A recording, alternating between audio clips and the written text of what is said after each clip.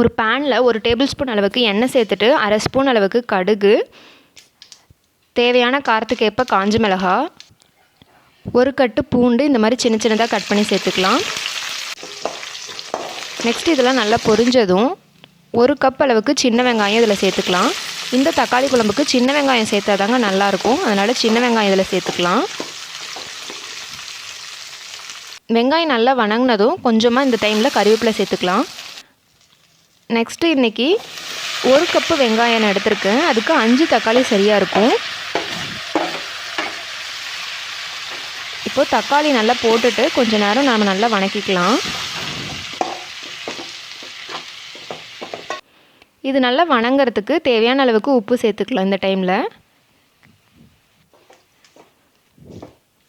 இந்த தக்காளி குழம்பு பார்த்திங்கன்னா ரொம்ப நேரம் நம்ம வந்து அடுப்பிலே வச்சு சிம்மில் வச்சு வேக வைக்கணும். அப்போ தான் அது டேஸ்ட் நல்லா வரும். இப்போது இதுக்கு 1/2 ஸ்பூன் அளவுக்கு இல்லை 1/4 ஸ்பூன் அளவுக்கு மஞ்சத்தூள் சேர்த்துக்கலாம். இப்போ மூடி போட்டு ஒரு 10 நிமிஷம் சிம்மில் வச்சு நல்லா வேக விட்டுக்கோங்க. பார்த்திங்கன்னா நல்லா குழஞ்சி இந்த மாதிரி தக்காளி வரணும். இந்த டைமில் நம்மளுக்கு தேவையான அளவுக்கு கொஞ்சமாக தண்ணி சேர்த்துக்கலாம். ரொம்பவும் தண்ணி சேர்க்க வேணாம். இப்போது தண்ணி சேர்ந்த பிறகு நல்லா இன்னும் ஒரு 5 நிமிஷம் நம்ம மூடி போட்டு இன்னும் நல்லா வேக வைக்கணும். இந்த தக்காளி குழம்பு பார்த்திங்கன்னா நம்ம எந்த பொடியும் சேர்த்தக்கூடாதுங்க. மஞ்சத்தூள் தவிர வேறு எதுவும் நம்ம சேர்த்தக்கூடாது. இது அப்பப்போ லைட்டாக அடி பிடிக்குதான்னு பார்த்துட்டு கிளறி விட்டுட்டே இருங்க.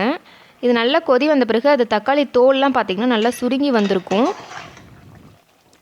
இந்த ஸ்டேஜில் நம்ம அடுப்பை ஆஃப் பண்ணி சர்வ் பண்ணிடலாங்க.